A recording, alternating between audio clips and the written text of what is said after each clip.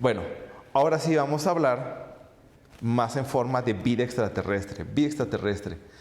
A ver, yo sí creo que no estamos solos en el universo, pero no olvidemos que el universo es grandísimo.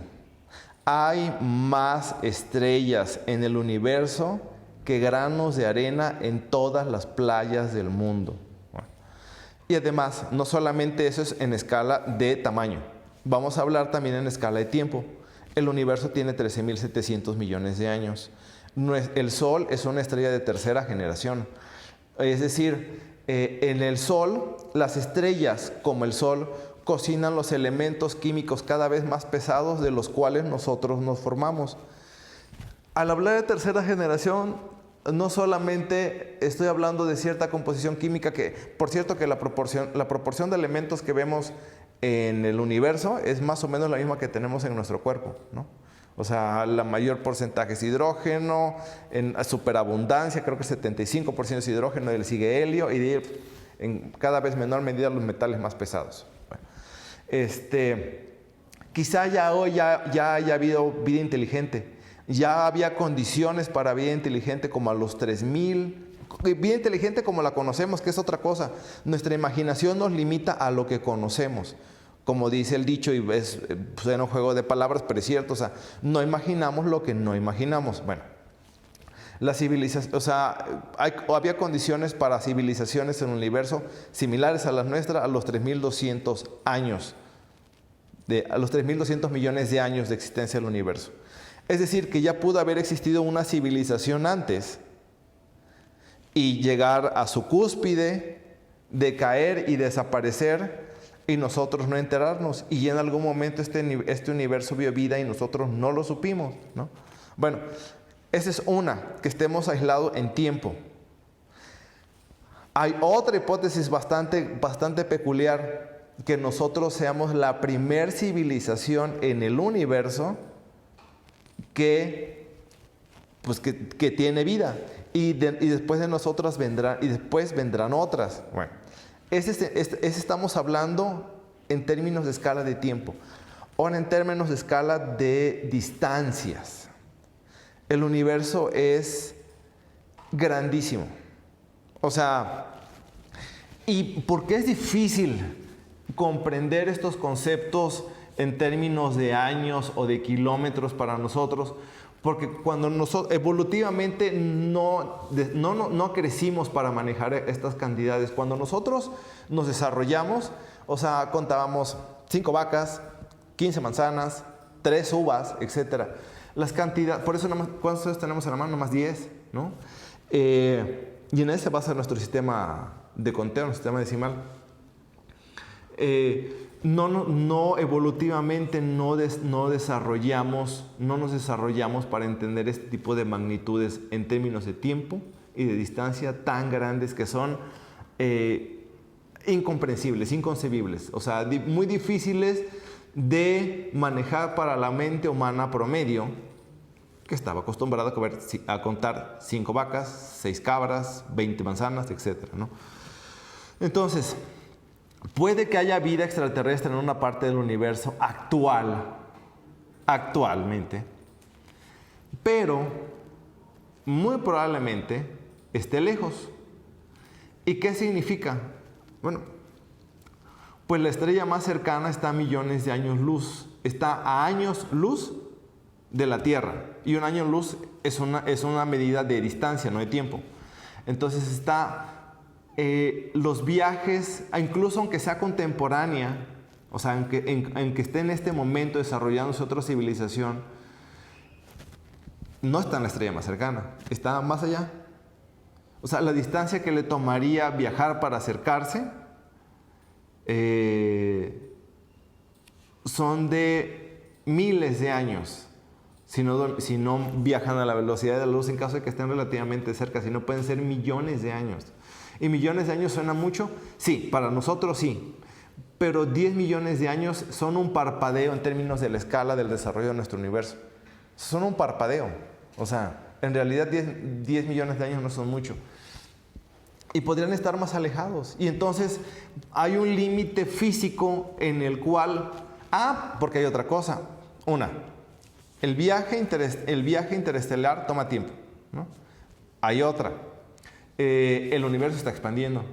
Si están muy lejos, a menos que experimenten o que dominen formas de transportación que nosotros no conocemos, como agujeros de gusanos u otras cosas, el viaje entre más largo va a ser más distante, porque el espacio, el universo está expandiendo y está acelerando su expansión. Entonces el espacio entre una civilización lejana y nosotros cada vez es más grande.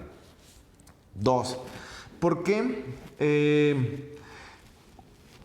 El problema es que si bien los humanos tenemos una imaginación muy prolífica, también en términos es muy limitada. ¿Cuál es la probabilidad de que habiendo cuántas formas de vida hay en la Tierra y cuántas se parecen a nosotros? A nosotros, muy pocos, ¿no? Los más parecidos son los simios. ¿Cuál es la probabilidad que habiendo tantas formas de vida allá afuera, precisamente la que viene a la Tierra se parece a un humano? Pudiendo tener 8 patas o 3 cabezas, no sé lo que sea, pero ¿cuál es la probabilidad? Si aquí en la Tierra hay una diversidad de formas de vida, ¿cuál es la probabilidad que precisamente quien nos visita sea igualito a nosotros? Muy, muy baja. Es decir, son muchas cosas para ser escéptico. Yo sí creo que no estamos solos, dada la cantidad vasta de números. Y que ahora, por ejemplo, con el telescopio, como el telescopio espacial James Webb, vemos que hay infinidad de exoplanetas que tienen condiciones aptas para desarrollar vida, ¿no? Bueno. Pero quizá hay un concepto que se llama panspermia. Panspermia es que los ingredientes para la vida o parte de la información, el ADN que nosotros tenemos es un mecanismo de codificación de información. Si estos aliens son aliens, habría que ver cómo se reproducen, ¿no? Okay. La manera en que la reproducción se da en la vida, en el árbol de la vida en la Tierra, es el ADN es el mecanismo en el cual pasamos planes de construcción y de operación a la descendencia. Es decir, en el ADN viene como son 5 dedos, el color de piel, pero además también instrucciones de operación. El corazón sabe cómo bombear, ¿no? Es decir, hay ya cosas de funcionamiento que nosotros no aprendemos. No le enseñamos al corazón cómo bombear sangre. El corazón ya sabe, ¿no? Okay. Es razonable asumir que tienen una manera de pasar esa información biológica a su descendencia. ¿Cómo es? Y qué casualidad que es exactamente ADN como la nuestra. Es decir, por todas estas dudas, no hay un complot. O sea, si bien hay parte de naturaleza humana, y digo que en la ciencia también los investigadores se meten zancadillas con nosotros, porque además el conocimiento no deja de ser un juego de estatus. O sea, la ciencia también no deja de ser en ocasiones un juego de estatus como los demás, como los deportes, como el dinero, como la política, como el poder. Todo el mundo quisiera ser el próximo Einstein, ¿no? Einstein en su momento era tan famoso como Charles Chaplin, era una celebridad. Entonces, si bien es que toda esta parte de la naturaleza humana existe, no creo que sea un complot contra Jaime Maussan. Es que los requisitos que la ciencia necesita para que algo cuente como evidencia son más rigurosos. Ya se los he dicho 1000 veces. En términos de evidencia científica, un testimonio personal ocupa la parte más baja de la escala, ¿no? O sea, es lo más bajo porque la gente se equivoca, nuestros sentidos nos engañan. Por eso construimos aparatos, por eso construimos microscopios, multímetros, termómetros, porque nuestros sentidos nos engañan, ¿no? Entonces, dependemos de aparatos para hacer una medición más precisa, ¿no? En este concepto que les platiqué de panspermia, quizá lo más parecido a una raza alienígena aquí en la Tierra son los pulpos.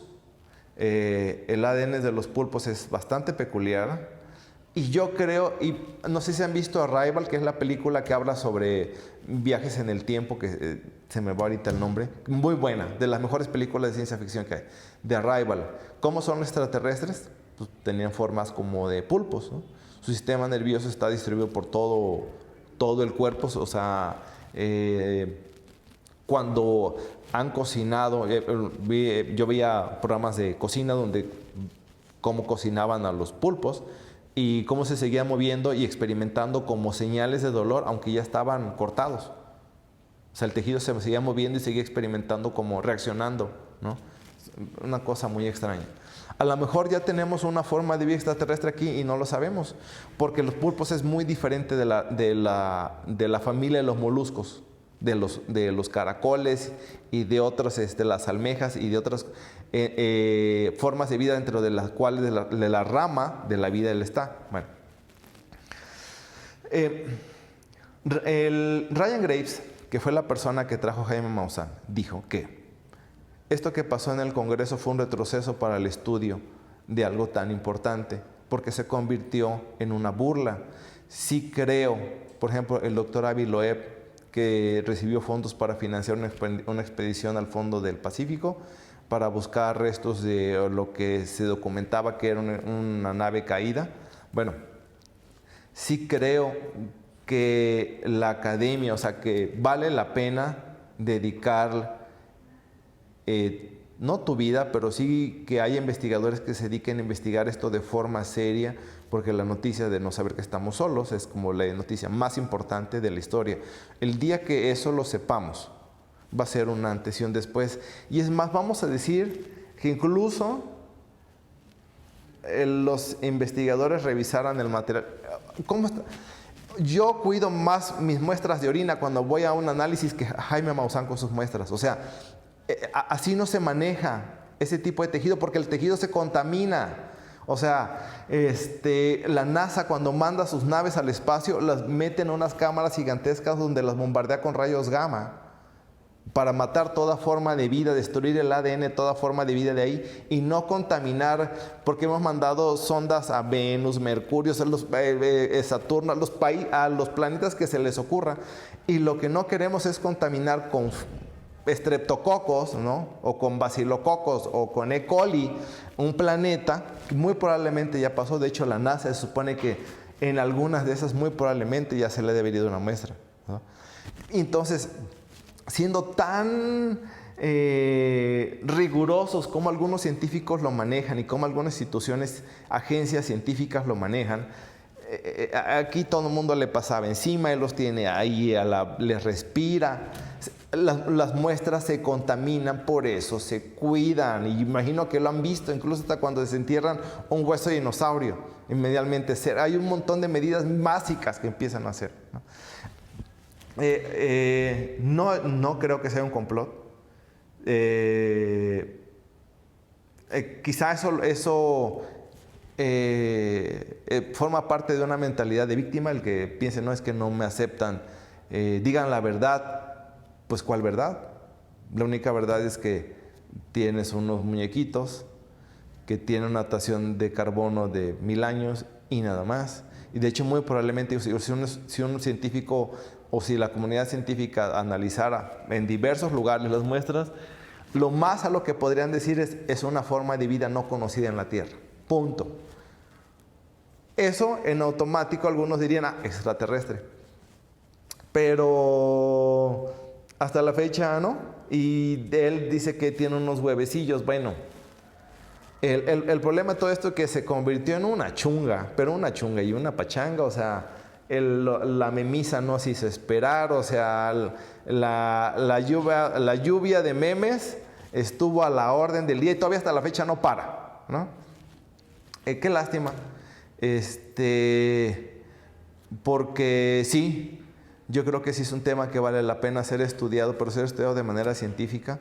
El conocimiento a veces es un poco aburrido. O sea, hay investigadores que dedican toda su vida a la academia por tener unos cuantos momentos de gloria intelectual, que les reconozcan su trabajo, su trayectoria, y por decirlo de alguna forma, el resto de la vida es aburrida, es estar leyendo, escribiendo documentos, analizando y ¡pum! ¿no?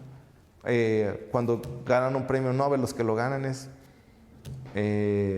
una vez en la vida y ya, son unos breves momentos y ahí en fuera regresan a hacer lo que más aman, ¿no? Bueno, pues esta es mi crítica a Jaime Maussan. Yo de niño crecí viendo a Jaime Maussan, nunca imaginé que lo iba a cuestionar, pero es que lo ganó. O sea, porque esa es la cosa. De niño tienes una formación, vas creciendo y vas descubriendo cómo es o cómo debe ser el mundo.